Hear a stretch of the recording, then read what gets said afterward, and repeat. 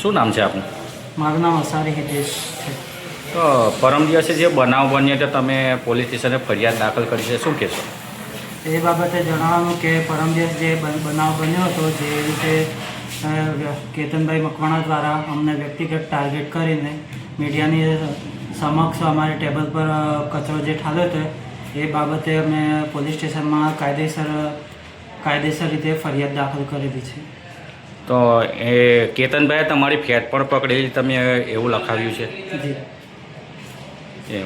કેટલા મીડિયા કર્મીઓ બી અહીંયા હતા, કેટલા લોકોએ લાઈવ પણ કર્યું હતું, એમાં તો એવું કંઈ જણાતું નથી સાહેબ કે તમારી ફેટ પકડી હોય.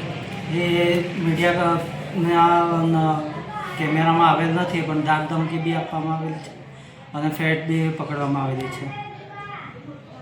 શું નામ છે તમારું? હું કેતન મકવાણા.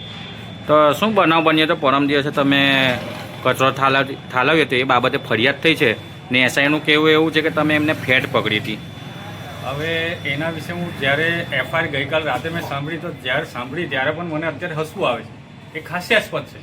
એનું કારણ એ જ છે કે જ્યારે મારા વિસ્તારની હું વાત કરું તો મારા વિસ્તારમાં છેલ્લા ઘણા સમયથી જે પાઇપલાઇન તૂટેલી હતી તેની પણ રજૂઆત કરી હતી. છેલ્લા ઘણા સમયથી કચરા ઉઠાવવા માટે ટેમ્પો નહોતું આવતું, તેની પણ રજૂઆત કરી હતી. જ્યારે ટેમ્પો સીઓ સાહેબે જાતે કીધું હતું એસઆઈને, અને એસઆઈએ કબૂલાત કરી કે આવતીકાલે ટેમ્પો આવશે, તો પણ આવ્યું ના. ત્યારે કચરો જાતે મેં મારા ઘરેથી લાવીને જ્યારે નગરપાલિકામાં એસઆઈના ટેબલ પર નાખ્યું, કારણ કે એમને પણ ખબર પડે કે અમારે જે કંઈ દુર્ગંધ વેઠે છે તે એ પણ જાતે વેઠે.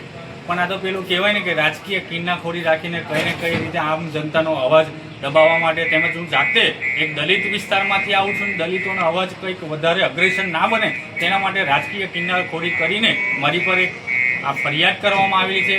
કારણ કે અવારનવાર નગરપાલિકાના અનેક બાબતમાં જે કંઈ ભ્રષ્ટાચાર થતો હોય એનો અવાજ હું છાતી ઠોકીને ઉઠાવું છું, તેમજ આવા ખોટા કેસ કરીને એવું સમજતા હોય કે હું ચૂપ બેસી જઈશ, હું ભ્રષ્ટાચારમાં અવાજ નહીં ઉઠાવું, તો એમને શાણમાં સમજાવી દઉં છું કે કાયદા પણ અમે ચાલનારા લોકો છે, અમે ક્યારેય ધાક ધમકી આપતા નથી. તમારા ઓફિસમાં સીસીટીવી ફૂટેજ પણ છે, તે પણ જાહેર કરો. મારી પાસે જેટલા ફૂટેજ છે એ બધા હું જાહેર કરવાનો છું.